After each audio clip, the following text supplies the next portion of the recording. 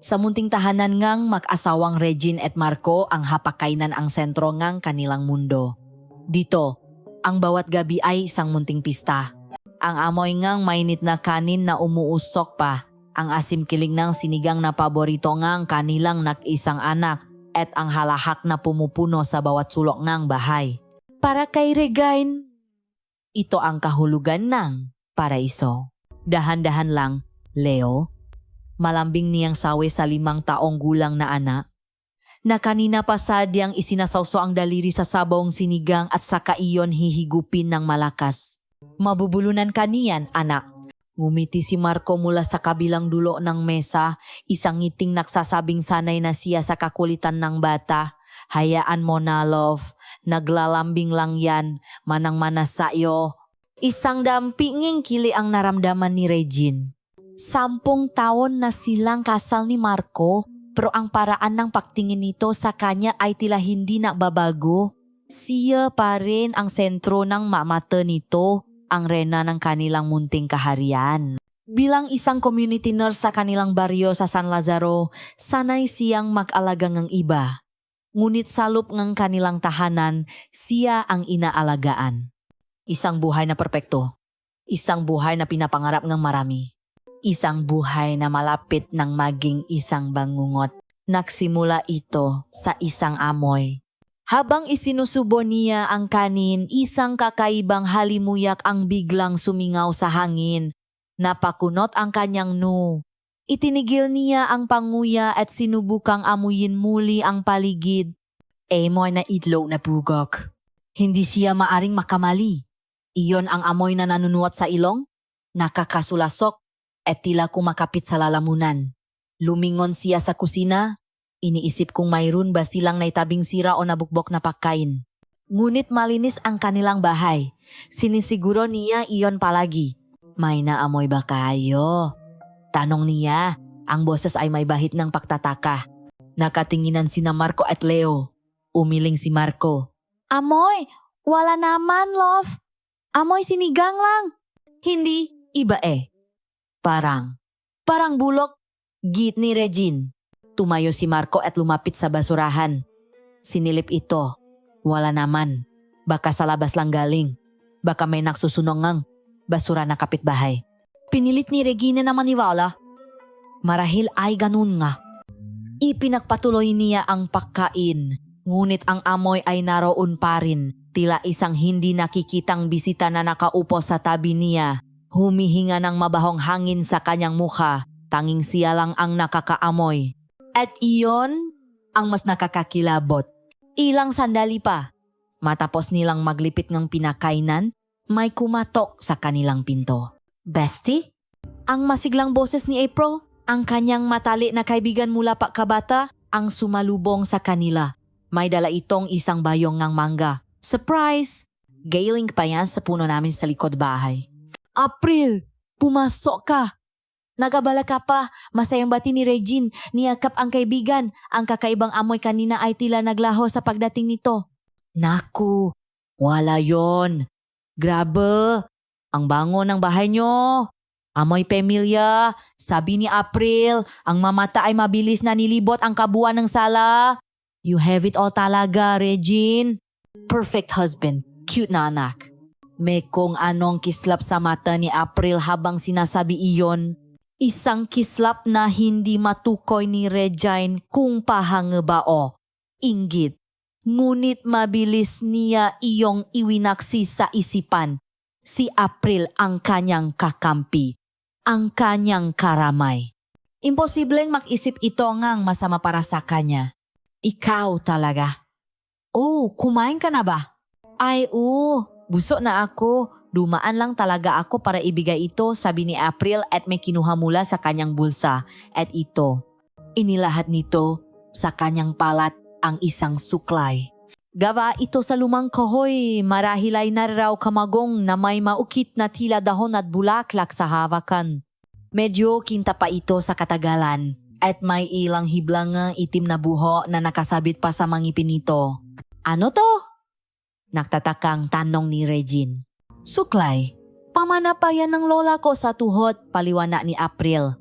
Sabi niya, swerte daw yan. Nakakatanggang ng sakit ng ulo at nabibigay ng ganda ng buho. Naalala kita. Sabi ko, mas bagay sa iyo.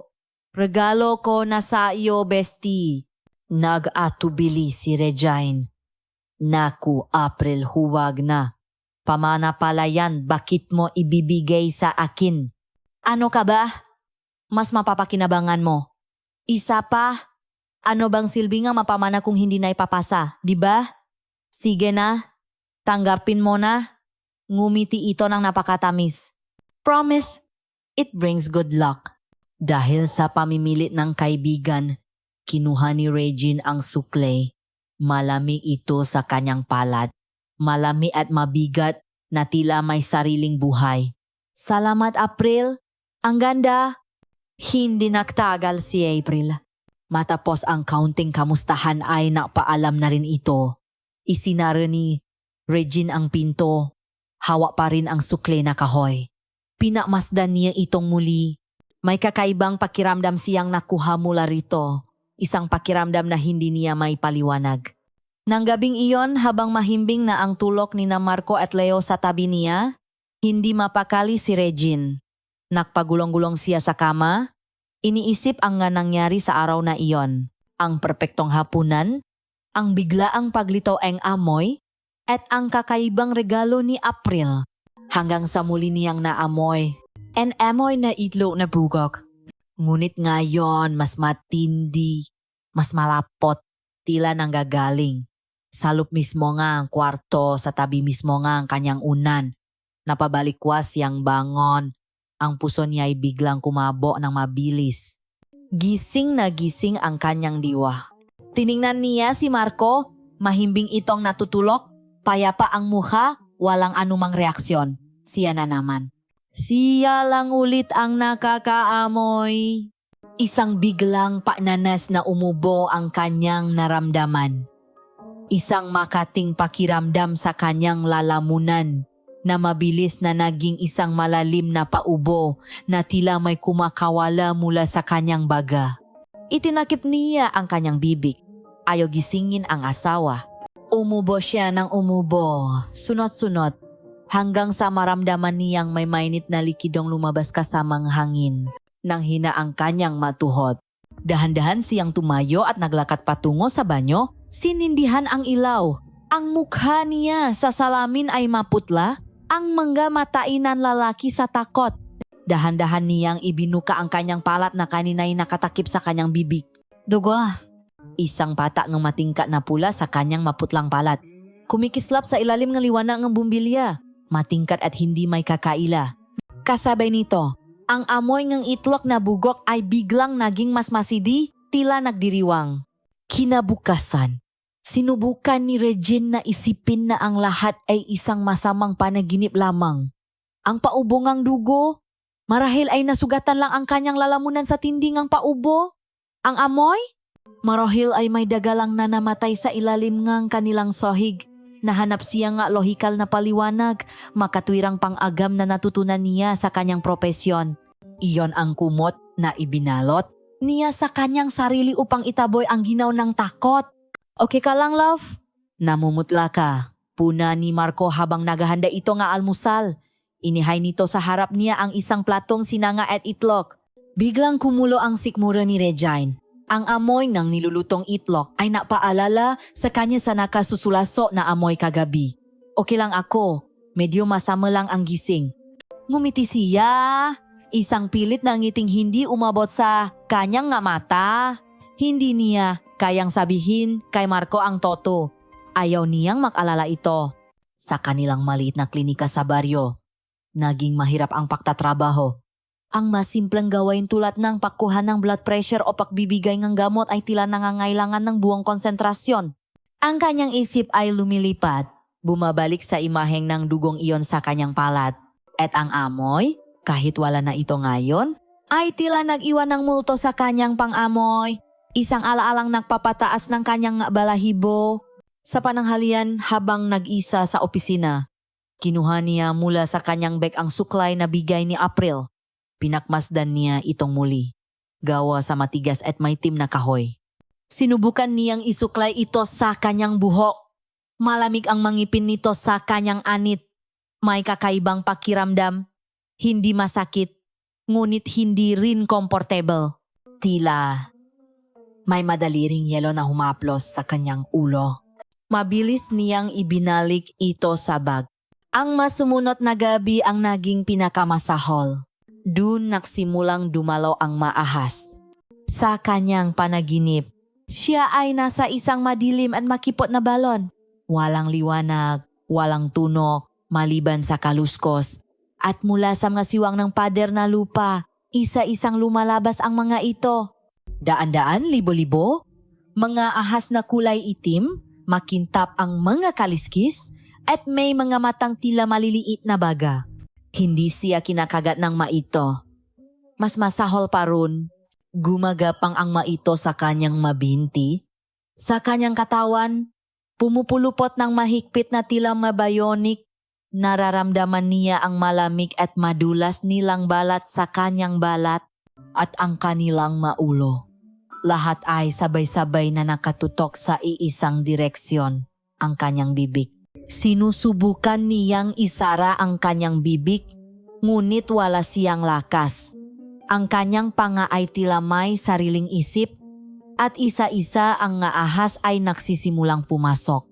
Nararamdaman niya ang kanilang nga katawan na dumudula sa kanyang lalamunan, pababa sa kanyang sikmura, pinupuno siya mula sa loop, ginagawa siyang isang buhay na sisidlan ng kanilang kasulam-sulam na presensya. Sa bawat pagkakaon, gigising siyang sumisiga, basang-basang pawis, at humihingal na tila katatapos lang malunot. Regine! Anong nangyayari sa iyo? Naaalalang tanong ni Marco isang madaling araw pagkatapos niya itong magising sa kanyang sigaw. Panaginip. Masamang panaginip lang, sabi niya, nanginginig. Hindi na ito nakumbinsi. Kinabukasan, pinilit siya ni Marco na mag-leave sa trabaho at magpatingin sa isang espesyalista sa syudad. Sumang-ayon si Regine, hindi para sa kanyang sarili, kundi para mapanatak ang loop ng asawa. Ngunit ang pag-asa ay mabilis na naglaho. X-ray, blood test, endoscopy, lahat ng posibleng pagsusuri ay ginawa sa kanya at ang resulta ay iisa. Physically, you are perfectly healthy, Mrs. Santos, sabi ng doktor. Isang matandang lalaki na may makapal na salamin. Maybe it's stress or anxiety. I'll prescribe some mild sedatives to help you sleep. Gamot, pampatulog. Iyon lang. Tila sinampal si Regine ng katotohanan. Ang agam na kanyang pinagkakatiwalaan. Ang propesyon na kanyang niyakap ay walang sagot sa kanyang nararanasan. Para sa kanila, siya ay isang babaeng stress lamang. Ngunit alam niya, sa kaibuturan ng kanyang puso na may mali. Mayroong isang bagay na madilim ay sinauna na kumakain sa kanya mula sa loop. Habang pawi sila sa keng diip, pagod at bigo, ang amoy ng itlog na bugok ay muling bumalik. Mas matapang, mas malapit. Napapikit si Regine, pinipigilan ang pagduwal. Nandiyan na naman. Bulong niya. Ang alin? Love? Tanong ni Marco, hinawakan ang kanyang kamay. Yung amoy. Umiling si Marco.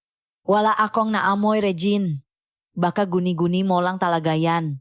Guni-guni. Iyon na ba siya ngayon? Isang babaeng nawawala sa sarili? Pagbaba nila sa kantong San Lazaro, kailangan pa nilang maglakad ng ilang daang metro para marating ang kanilang bahay.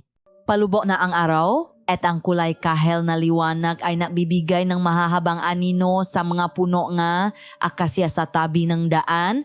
Tahimi ang paligid maliban sa huni ng makuligli. At doon, sa di kalayuan, sa ilalim ngang isang malaking puno nga nakita niya ito. Si Mang Berto, ang matandang magsasaka na may matagal ng alitan sa pamilya ni Marco dahil sa isang piraso ng lupa. Nakatayo lang ito roon nakatingin ng diretso sa kanilang bahay. Ang kanyang muka ay tila isang ukit sa kahoy, punong galit at samanglop. Ang nga mata nito ay madilim at walang emosyon. Nang mapansin nitong nakatingin si Regine, hindi ito umiwas. Sa halip, Mas tumitik ito. At pagkatapos, sa isang kilos na nakpatindik ng lahat ng balahibo sa kanyang batok. Yumuko ito, dumura sa lupa, at saka bumulong ng mga salitang hindi niya narinig ngunit naramdaman niya ang bigat. Isang malamig na hangin ang umihip, dala ang alikabok mula sa lupaing tinubigan ng durangang matanda. Naramdaman ni Rejan ang paglamig ng kanyang batok kasabay, ng patindik ng kanyang balahibo. Tila may bumara sa kanyang lalamunan. Hindi ito stress. Hindi ito anxiety. Ang titik na iyon, ang durang iyon, ang hindi marinig na bulong na iyon, ito ay isang deklarasyon, isang sumpah. Naging isang anino si Regine sa sarili niyang tahanan. Ang dating sigla sa kanyang mamata ay napalitan ng isang mapungay na tingin na may maitim na bilog sa ilalim na dulot ng gagabing walang tunay na pahinga. Bumabagsak ang kanyang timbang at ang kanyang balat na dati mamula-mula ay ngayoy maputla at nanunuyo. Ang bawat pakubo ay nakdudulot ng takot sa kanyang puso. Nakabang kung may kasama na naman itong dugo. Para kay Marco, ang panunot sa unti-unting paghinangang kanyang asawa ay isang parusa. Sinubukan niya ang lahat. Dinala niya si Regine sa isa pang doktor, sa isa pang ospital sa kalapit na bayan, ngunit pareho lang ang resulta. Walang sakit si Mrs. Sabi ngang maito. Bigyan niyo lang pong pahinga. Pahinga. Paano magpapahinga ang isang taong ang kaluluwa mismo? Ay, hindi mapakali. Isang hapon, habang naayos ng nga damit na nilabhan, isang piraso ng panyo ang nahulo mula sa bulsa ng duster ni Regine. Panyo na may tuyong mansa ng dugo. Tinitigan ito ni Marco at isang mabigat na damdamin ng kawalang kaya ang dumagan sa kanyang dibdib. Hindi niya na alam ang gagawin. Ang kanyang pagiging haligi ng tahanan ay tila gumuho. Nasa ganong kalagayan siya nang may kumatok sa kanilang pinto. Si Aling Nena, ang kanilang matandang kapitbahay na mahigit 70 taon na. May dala itong isang maliit na mangkok ng ginataan. Marco, iho! Kamusta na si Regine? Ilang araw ko na siyang hindi nakikita sa klinika, tanong ng matanda, ang mukha'y puno ng pag-alala. Nandiyan po sa loop, Aling Nena. Nagpapahinga. Sagot ni Marco, pinipilit ngumiti. Medyo masama po ang pakiramdam. Sumilip si Aling Nena sa siwang ng pinto at nakita si Regine na nakaupo sa sopa. Tulala, nakatingin sa kawalan. Napailing ang matanda. Hindi yan ordinaryong sakit, iho. Napatingin si Marco. Ano po ang ibig ninyong sabihin? Hinilas siya ni Aling Nena palayo sa pinto. Bumulong na tila may pinoprotektahang sikreto. Ang masintomas niya ang panghihina. Ang paubongang dugo na walang dahilan. Ang laging pakatulala. Nakita ko na yan dati, nung dalaga pa ako. Ganyan-ganyan ang nangyari sa tiyahin ko. Ano po ang nangyari sa kanya? Naalang ang tanong ni Marco. Kinulam? Diresong sabi ni Aling Nena, ang bawa pante ay may bigat, may nagalit sa kanya, isang manggagawe ang gumawa, unti-unti siyang pinatay hanggang sa maging buto balat na lang. Isang kuryente ng takot ang gumapang sa buong katawan ni Marco. Kulam. Salitang naririnig lang niya sa mga kwento ng matatanda, mapanakot sa bata. Ngunit sa paraan ng pagkakasabi ni Aling Nena, ito ay isang katotohanan kasing tigas ng bato. Bigla niyang naalala ang isura ni Mang Berto, ang pakdura nito sa lupa. Pero ano po ang gagawin namin? Desperadong tanong ni Marco. Hindi yan kayang gamuting ng doktor sa ospital, umiling si Aling Nena. Ang lason ng kaluluwa ay dapat gamutin din ng isang manggagamot ng kaluluwa. Kailangan ninyo si Aling Sabel. Si Aling Sabel, ang ating albularyo. Siya lang ang may kakayahang labanan ang ganitong uringang kadiliman. Matagal na siyang tumutulong dito sa San Lazaro. Marami na siyang napagaling, paliwanag ng matanda. Puntahan ninyo siya. Huwag na kayong mag-aksayang panahon. Naiwan si Marco na tulala, hawak ang mangkok ng ginataan. Albularyo. Ang isip niyang sanay sa konkreto at lohikal ay nagtatalo. Paano niya paniniwalaan ang isang bagay na labas sa kanyang pangunawa? Ngunit nang muli niyang tingnan si Regine sa loob ng bahay ang kanyang magandang asawa na unti-unting kinakain ng isang hindi may paliwanag na karamdaman, alam niyang wala na siyang ibang pagpipilian. Kailangan niyang kumapit kahit sa patalim. Nang gabing iyon, tinabihan niya si Regine sa kama. Hinaplos niya ang buhok nito. Love, mahina niyang simula. Pumunta tayo kay Aling Sabel. Agad na napamulat si Regine. Ang mga matay nag-apoy sa pagtutol. Ano? Marco? Ano bang sinasabi mo? Isa akong nurse. Hindi ako naniniwala sa mga ganyan. Pero sinubukan na natin ang lahat. Regine! Giyet ni Marco! Ang boses ay nakalamat sa desperasyon. Walang makitang sakit sa iyo ang nga doktor. Araw-araw, nakikita kitang nanghihina. Hindi ko na kaya. Please, subukan lang natin. Wala namang mawawala. May mawawala, Marco. Ang prinsipyo ko, ang lahat ng pinag-aralan ko. Mas mahalaga pa ba? Yang prinsipyo mo kaysa sa buhay mo? Ang tanong na iyon ay tumama kay Regine na parang isang sampal.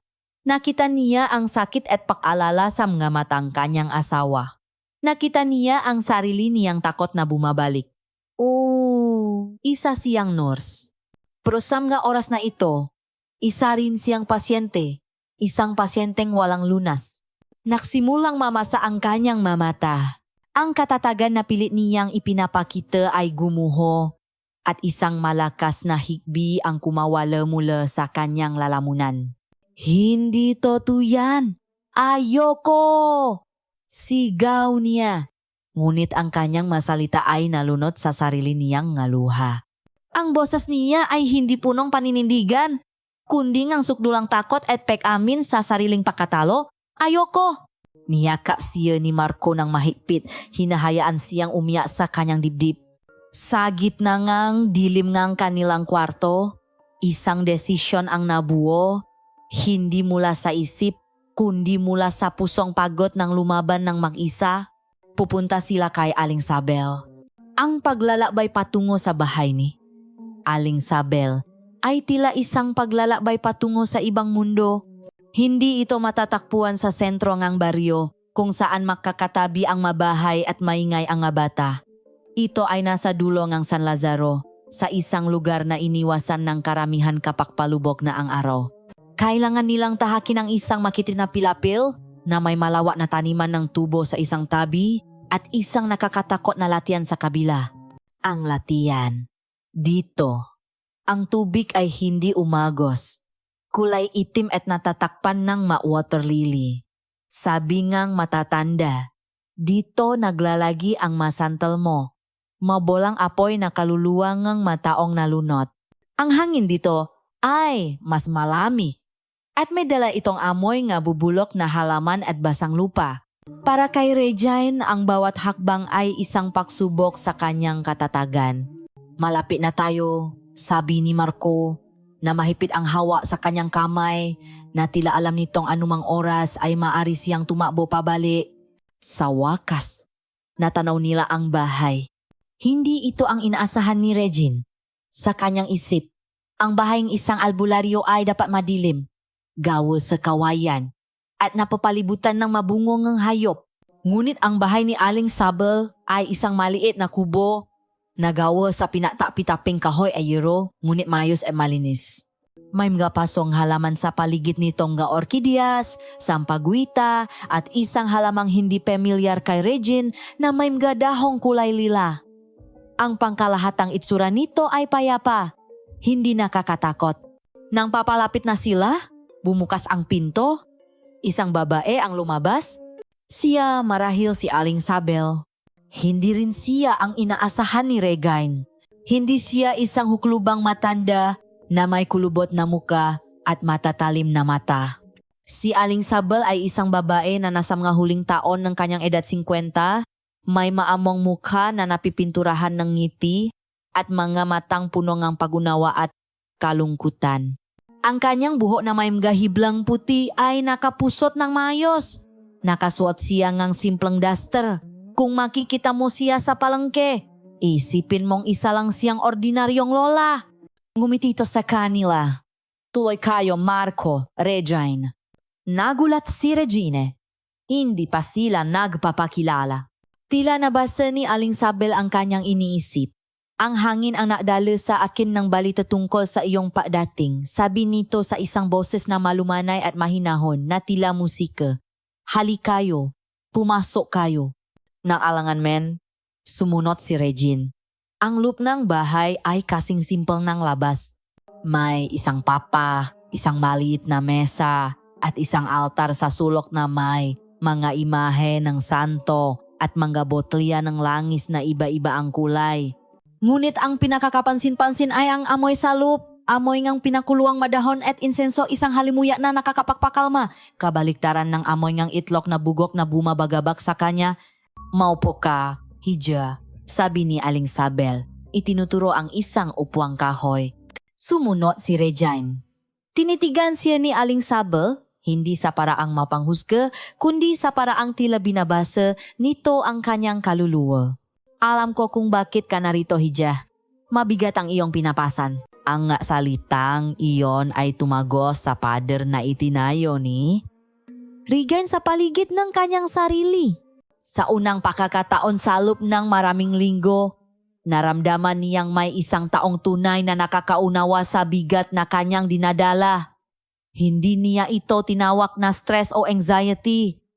Tinawag niya itong pasanin. Hindi napigilan ni Regine ang pangili ng kanyang mga luha. Hindi ko na po alam ang gagawin ko. Halos pabulong niyang sabi. Lumapit si Aling Sabel. Hindi ito nagsalita. Sa halip, marahan nitong inilapat ang kanyang palat sa tiyan ni Regine. Isang bigla ang ginaw ang naramdaman ni Regine. Napaurong siya, hindi dahil sa sakit, kundi dahil sa isang pakiramdam na hindi pamilya. Isang lamig na tila yelo na gumapang mula sa punto kung saan nakadikit ang palat ng matanda, kumalat sa kanyang buong katawan at umabot hanggang sa kaibuturan ng kanyang mabuto. Ito ay isang lamig na mas matindi kaysa sa lamig na lagnat. Ito ay isang lamig na tila galing sa libingan. Agad na binawi ni Aling Sabel ang kanyang kamay. Ang itisa, kanyang labi ay napalitan ng isang malungkot na ekspresyon. Tumingin siya kay Regine na may halong awa at isang bagay na hindi matukoy ni Regine. Marahil ay pahanga? Gaya ang aking inaasahan, bulong matanda, sapat lang para marinig nilang tatlo. Tumingin siya ng diretso sa mga mata ni Regine. Mas malalim ang ugat nito kaysa sa iyong inaakala. Sa sandaling iyon, ang lahat ng paalinlangan ni Regine, ang lahat ng kanyang siyentipikong paniniwala ay nasimulang gumuho. Ang babaeng ito, sa kanyang simpleng bahay sa tabing latian, ay nakaramdam ng kung anong mayroon sa loob niya. Ang lamig na iyon ay isang patunay, isang pisikal na manifestasyon ng kadilimang bumabalot sa kanya. Dito, sa harap ng babaeng ito, hindi siya si Nurse Regine. Siya ay isang kaluluwang naliligaw na humihingi ng tulong. At sa mga matang iyon na tila nakakakita ng lahat, nakahanap si Regine ng isang bagay na matagal na niyang kinalimutan. Isang maliit na sina ng pag-asa. Ang pag-asa, para sa isang taong nalulunod, ay parang isang pirasong kahoy na biglang lumitaw sa gitnang dagat. Hahawakan mo ito ng mahigpit kahit hindi mo alam kung saan ito galing o kung saan ka nito dadalhin. Iyon ang naramdaman ni Regine habang nakaupo sa harap ni Aling Sabel. Bago natin alisin ang anumang nakakapit sa iyo, kailangan muna nating pangalanan ang anino. Paliwanag ni Aling Sabel sa mahinahong tinig. Kailangan nating alamin kung ano ito at kung saan ito nakmula. Gagawa tayo ng pagtatawas. Kumuha si Aling Sabel ng isang puting kandila at isang palangga ng punong malinaw na tubig. Inilagay niya ito sa sahig sa pagitan nila ni Regine. Ang tanging liwanag sa silid ngayon ay nagmumula sa nag-aapoy na mitsang kandila na lumilikha nga magumagalaw na anino sa dingding. Huminga ka ng malalim.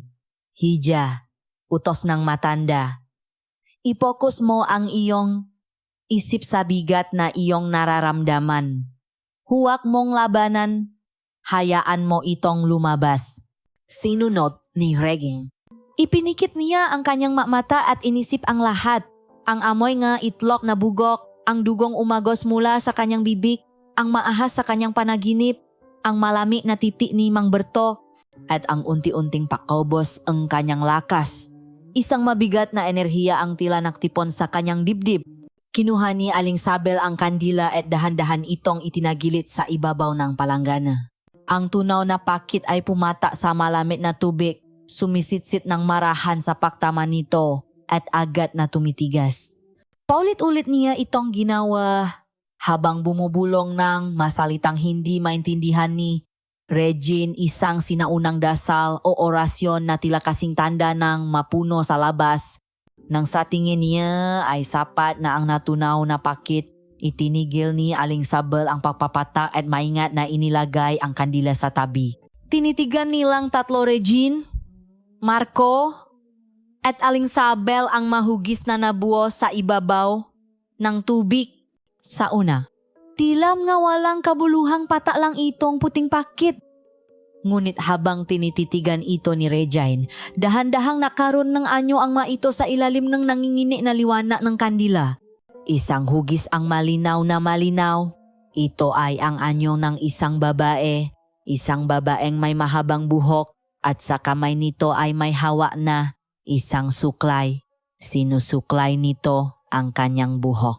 Nanlamig ang buong katawan ni Regine. Isang babae, bulong ni Marco, na nakatayo sa likod niya. Tingnan ninyo pa, sabi ni Aling Sabel. Ang kanyang boses ay seryoso. Sa tabi ng babae, may isa pang hugis. Mas maliit ito, tila yari sa pinakbuhol-buhol na materyales. Isang manika, isang bududol. Napatakip si Regine sa kanyang bibig. Ang imahe ay malinaw na malinaw. Isang babaeng may suklay at isang manika, isang ritual, kulam. Ang sumpa ay idinaan sa isang personal na bagay. Paliwanag ni Aling Sabel, tinuturo ang hugis ng kandila. Isang bagay na ibinigay sa iyo ng may pakukubli. Isang bagay na lagi mong dala o malapit sa iyo. Isang bagay na ginamit upang itali ang iyong kaluluwa sa manikang ito. Tumayo si Aling Sabel at tumingin ng diretso kay Regine. Ang kanyang nga mata ay puno ng awa. Mag-isip ka, Hija. Nitong manakaraang linggo, mayroon bang nakbigay sa iyo ng isang bagay, isang regalo na hindi mo inaasahan? Ang isip ni Regine ay biglang bumalik sa gabing iyon. Ang masayang boses, ang daladalang bayong ng mangga, ang matamis na ngiti. Sabi niya, swerte daw yan. Regalo ko na sa'yo, bestie. Ang suklay, ang lumang suklay na kahoy. Isang malakas na hindi. Ang gustong isigaw ni Regine, ngunit walang lumabas na tuno sa kanyang bibig. Ang kanyang lalamunan ay tila pinipigan ng isang hindi nakikitang kamay. Sino? Nangingini na tanong ni Marco. Tumingin si Regina sa kanyang asawa. Ang kanyang mamata ay nanlalaki sa hindi makapaniwalang katotohanan. Pagkatapos ay tumingin siya kay Aling Sabel, naghahanap ng ibang sagot, umaasa na mali siya ng interpretasyon. Ngunit ang mukha ng matanda ay nagsasabi ng lahat. Si April, hirap na sabi ni Regine, ang pangalan ay tila lason sa kanyang dila. Ang best friend ko? Binigyan niya ako ang isang lumang suklay. Isang katahimikan ang bumalot sa silid, mas mabigat kaysa sa kahit anong sigaw. Ang katotohanan ng iyon ay lumapag sa gitna nila na parang isang malaking bato. Si April? Di makapaniwalang ulit ni Marco. Pero bakit? Bakit niya gagawin yon? Hindi sumagot si Regine. Hindi niya kailangan. Biglang nagliwanag ang lahat. Ang mapapuri ni April na may kasamang kakaibang kislap sa mata. You have it all talaga, Regine. Ang matingin nito sa kanyang asawa, sa kanyang anak, sa kanilang masayang tahanan, hindi iyon pahanga. Iyon ay inggit. Isang inggit na malalim at maitim, na sapat na upang maging lason. Napayo ko si Regine. At ang maluhang kanina pa niya pinipigilan ay tuluyan ng bumaksak sa sahig na kawayan. Ang sakit ng kataksilan ay mas matindi pa kaysa sa sakit ng karamdaman. Ang taong itinuring niyang kapatid, ang kanyang kakampi. Siya pala ang may hawak ng punyal na nakatara sa kanyang likod. Si April? Pero matalik ko siyang kaibigan. Iyon ang nga salitang lumabas sa kanyang bibig, isang huling despradong pagtatanggol sa isang pagkakaibigang ngayoy abo na. Tinitigan siya ni Aling Sabel. Ang kanyang mukha ay isang maskara ng haba. Inilagay niya ang kanyang kamay sa balikat ni Regine. Ang paninibuho, hija, sabi niya sa malumanay. Ngunit matatak na tinik. Ay, isang makapangyarihang lason. Kayang-kaya nitong gawing halimaw ang isang anghel. Ang isip ni Marco ay isang magulong dagat. Ang nga alon ng hindi pakapaniwala ay humahampas sa pader ngang katotohanang ibinagza sa kanila ni Aling Sabel, si April, ang ninang ng kanilang anak, ang matalik na kaibigan ng kanyang asawa. Paano? Bakit? Ang matanong ay paulit-ulit na umikot sa kanyang ulo, ngunit walang sagot, tanging ang mapait na lasa ng kataksilan. Ngunit walang panahon para sa pagluluksa sa isang nasirang tiwala. Habang nakikita niya si Regina nakayuko at umiyak, isang bagong damdamin ang pumalit sa gulat, isang matinding determinasyon. Kung may lason, kailangan ng lunas. At kung si Aling Sabel ang lunas, susundin niya ang lahat, gaano man ito kahirap paniwalaan. Marco, tawa ni Aling Sabel, ang boses ni Toyi pumutol sa katahimikan. Wala na tayong oras na dapat sayangin. Ang sumpa ay kumakapit na ng malalim. Kailangan nating isagawa ang ritual ngang paglilinis sa susunod na kabilugan ngang buwan. Iyon na ang pinakamalapit. Ano po ang kailangan naming gawin? Mabilis na tanong ni Marco. Ang boses ay matatag. Inabutan siya ni Aling Sabel ng isang maliit na piraso ang papel. Hindi ito listahan ng gamot. Ito ay listahan ng sangkap para sa isang uri ng panggagamot na hindi itinuturo sa paaralan. Kailangan ko na 3 itlog mula sa manok na itim, maitlog na hindi pa napipisahan, simulang matanda. Kailangan kong 7 dahon ng saging na pinitas sa eksaktong oras ng takip silim. At kailangan kong 1 dakot ng lupa mula sa 4 na sulok ng inyong bahay sa Hilaga, Timog, Silangan at Kanluran. Tinitigan ni Marco ang listahan. Mga bagay na simple, ngunit sa kontekstong ito, tila nakakaroon ng isang mabigat at misteryosong kahulugan. Hindi ito laro. Marco, babala ni Aling Sabel. Na tila nababasa ang paalinlangan sa kanyang mukha. Ang bawat bagay ay may dahilan. Ang itlog ay sumisimbolo sa buhay na hindi nabuo. Ang buhay na ninanakaw sa iyong asawa. Ang dahon ng saging sa takip silim ay harang sa pagitan ng mundo natin at ng mundo ng mga espiritu. At ang lupa mula sa inyong tahanan ang magiging pananggalang natin. Dalhin mo ang nga ito sa akin bago ang kabilugan ng buwan. Buong araw na ginugol ni Marco ang paghahana sa mga kailangan ni Aling Sabel. Naging madali ang pakuha ng ilok mula sa isang kapitbahay na naalaga ng mga itim na manok. Ang pakuha ng lupa ay ginawa niya ng palihim. Ayaw niyang makita ni Regine at lalo pa itong mabagabak. Ang pinakamahirap ay ang pagpitas ng dahon ng saging. Nang mag-agaw na ang dilim at liwanag, naktungo siya sa isang sagingan sa likod ng kanilang baryo. Ang hangin ay nagsisimula ng lumamig. Ang tunog lang makuliglik at ng kanyang sariling pahinga ang kanyang naririnig. Habang maingat niyang pinuputol ang 7 dahon, isang kaluskos mula sa di kalayuan ang nakpatigil sa kanya. Mula sa likod gisang puno, lumabas si April. Natigilan si Marco. Hindi ito ang April na kilala niya. Hapis ang mukha nito, namamaga ang mamata na tila ilang araw nang umiyak. Ang kanyang buho ay magulo at ang kanyang damit ay lukot. Mukha siyang isang multo na naglalakat sa dapit hapon. Nakatinginan sila. Sa mamata ni April ang kita ni Marco ang isang nakakakilabot na pinahalong takot, paksisisi, at isang bagay na mas madilim isang uri ng kawalan. Tilawala na ang kaluluwa sa likod ng mamatang iyon. April, tawag ni Marco. Ang boses ay naglalaman ng galit at awa. Ngunit sa pagkarinig ng kanyang pangalan, tila natauhan si April mula sa isang masamang panaginip. Nanlaki ang kanyang mga mata sa purong takot. Hindi siya sumagot. Mabilis siyang tumalikot at tumakbo, nawala sa kadiliman ng sagingan na tila isang hayop na nasukol. Naiwan si Marco na nanginginig, hindi sa lamig kundi sa kanyang nasaksihan. Ang itsura ni April ay hindi itsura ng isang taong nagtagumpay sa kanyang masamang balak. Iyon ay itsura ng isang taong nasusuno sa sarili niyang apoy. Dala ang nga dahon, nang mamadali siyang umuwi. Ang gabi ay tuluyan ng bumaksak at ang buwan na malapit ng maging bilog ay nagbibigay ngang isang maputlang liwanag. Ang pakiramdam kapag mamadali ay mas tuminda. Nang malapit na siya sa kanilang bahay, napansin niyang bukas ang lahat ng ilaw. Marahil ay hindi mapakali si Regine. Binilisan niya ang kanyang lakad. Ngunit bago pa niya marating ang pinto, isang tunok ang nagpatigil sa kanya. Tok, tok, tok. Isang mahinang katok sa kanilang pintuan.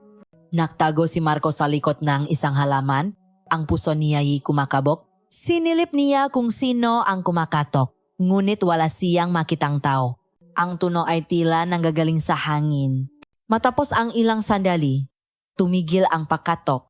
Isang nakabibinging, katahimikan ang pumalit. Hinintay ni Marco ang isa pang minuto bago siya lumabas sa kanyang pinatataguan at maingat na lumapit sa pinto. Wala ngang tao. Ngunit nang ibaba niya ang kanyang tingin, halos mapaatras siya sa kanyang nakita sa kanilang doormat. Sa mismong pasukan ng kanilang tahanan, may isang bagay na nakalagay. Isang maliit na manika. Gawa sa pinulupot na dayami na may ilang hiblangang mahabang itim na buhot na ipinulupot dito buho na alam niya kung kanino galing. At sa gitnang dibdib ngang manika, nakatara ng malalim ang isang makalawang na karayom na tila tumutusok sa puso nito. Ang gabing kabilugan ng buwan ay dumating na may kasamang mabigat at nanlalakit na hangin. Ang liwanag ng buwan ay tila isang malaking mata sa kalangitan, nakmamasid sa makaganapan sa lupa. Para kay Regine, ang bawat hininga ay isang pakikibaka. Ang sakit sa kanyang katawan ay mas matindi ngayon, isang kumikirot na sakit na gumagapang mula sa kanyang tiyan pataas sa kanyang dibdib. Nasalop sila ng bahay ni Aling Sabel. Ang silid ay mas madilim kaysa dati. Ang tanging liwanag ay nakmumula sa tatlong itim na kandila na inilagay sa sahi upang bumuo ng isang tatsulo. Sa gitna ng tatsulok, nakaupo si Regine sa isang maliit na bangko, habang si Marco ay nakatayo sa isang sulok. Ang mukha ay isang maskara ng pag-alala at takot. Ang hangin ay mabigat sa amoy ngang sinunok na kamangyan etnam nga dahong pinakuluan. Handa ka na ba, Hija? Tanong ni Aling Sabel. Ang kanyang boses, na datii malumanay, ay mayroon na ngayong bigat at otoridad. Tumango si Regine, kahit ang totoy nanginginig ang kanyang buong katawan. Kinuha ni Aling Sabel ang isang maliit na boteleng langis. Ito ay madilim e malapot. Ipinahit niya ito sa kanyang mapalat at sinimulang imasahe sa tiyan ni Regine, paikot-ikot habang bumubulong ng maorasyon sa isang wikang hindi pamilyar. Ang bawat salita ay tila may kapangyarihan, nakpapayanig sa hangin sa paligid nila. Naramdaman ni Regine ang init mula sa langis, isang init na mabilis na naging isang nakapapasong pakiramdam. Tila may apoy na gumagapang sa ilalim ng kanyang balat. Napahiyaw siya sa sakit. Tuwak mong labanan! Utos ni Aling Sabel. Ang boses ay tumataas. Hayaan mong gumalaw ito. Hayaan mong lumabas. Ang sakit ay naging hindi na niya makayanan. Tila may isang bagay salop ngang kanyang tiyan, isang bagay na buhay na nagwawala, kumakayod at naghahanap ng labasan. Napahawak siya sa kanyang tiyan. Napayuko. At ang kanyang katawan ay nanginig sa matinding konvulsyon. Marco, hawakan mo siya! Sigaw ni Aling Sabel. Mabilis na lumapit si Marco at inalalayan ang nangingini na katawan ng asawa. Nakikita niya ang paghihirap sa mukha ni Regine at bawat hiyaw nito ay tila isang saksak sa kanyang puso. Ilabas mo! Paulit-ulit na sigaw ni Aling Sabel na parang isang kumanda sa gitnang ng digmaan. Iluwa mo ang sumpang kumakain sa iyo. Isang malakas na pag-ubo ang kumawala kay Regine. At isa pa. Naramdaman niya ang pag-akyat ng isang bagay sa kanyang lalamunan. Isang bagay na solido, magaspang at masakit. Pakiramdam niya ay malulunod siya, mabibitak ang kanyang lalamunan. Gamit ang huling lakas, ibinuka niya ang kanyang bibig at isinuka ang lahat sa isang palangganang mabilis na inilapit ni Aling Sabel. Hindi, likido ang lumabas. Isang buhol-buhol na masa ng may tim at basang buho ang bumaksa sa palanggana na may kasamang malapot na lawi at bahit ng dugo. Ang amoy nito ay kasuklam-suklam. Isang pinahalong amoy ngang bulok na laman at ng pamilyar na amoy ngang itlog na bugok. Napasuka si Marco sa kanyang nakita. Si Regine naman ay humihingal, pagod na pagod. Ngunit sa unang pagkakataon sa loob ng maraming linggo, gumaan ang kanyang pakiramdam. Tila isang mabigat na bato ang inalis mula sa kanyang kaloban. Hindi pa tapos si Aling Sabel. Gamit ang isang pares ng sipit na gawa sa kawayan, maingat niyang ginalaw ang buhol ng buho sa palanggana. Tila isang siruhanong naghihiwalay ng laman sa buto. At mula sa gitna ng maitim na buhok, dalawang bagay ang kanyang hinugot. Ang una ay ang suklay. Ang mismong suklay na gawa sa kahoy na ibinigay ni April. Ngayon nababalutan itong madulas at mabahong likido. Ang panggalawa ay mas nakakakilabot. Isang maliit na manika. Ang katawan nito ay gawa sa pinabuhol-buhol na tela, ngunit ang ulo nito ay nababalutan ng tunay. Nabuho nga hiblang buho na itim at umaalon, ang buho na araw-araw nakikita ni Regine sa salamin. Ang buhok niya. Ang manika ay may mga matang gawa sa dalawang maliliit na butones na itim, at ang bibig nito ay isang pulang sinulit na tinahi sa isang permanenteng ngiwing ang paghihirap. Napatiti si Regine. Ang sakit, ang mapanaginip, ang paghihirap, lahat ay naroon sa anyo ng maliit at karumal-dumal na bagay na iyon. Ang katibayan ng kataksilan ni April, ang katibayan ng sumpa. Tapos na! Bulong ni Aling Sabel. Ang kanyang boses ay pagod ngunit matagumpay. Itinapon niya ang manika at ang suklay sa isang banga na may nag-apoy na uling. Agad itong nilamon ng apoy at isang maitim na usok na may masangsang na amoy ang umakyat sa kisame. Sa sandaling masuno ang manika, isang napakalaking ginhawa ang naramdaman ni Regine. Ang sakit sa kanyang tiyan ay tuluyang nawala. Ang bigat sa kanyang dibdib ay naglaho. Ang amoy nga itlog na bugo ay napalitan ng amoy nga nasusunok na kamangyan. Naramdaman niyang bumalik ang kanyang lakas. Naiyak siya, ngunit hindi na ito luhang sakit o takot. Ito ay luhang pasasalamat. Niyakap niya si Marco ng mahigpit. Ang mukha'y isinubsop sa dibdib nito. Salamat. Salamat po, Aling Sabel, sabi ni Marco.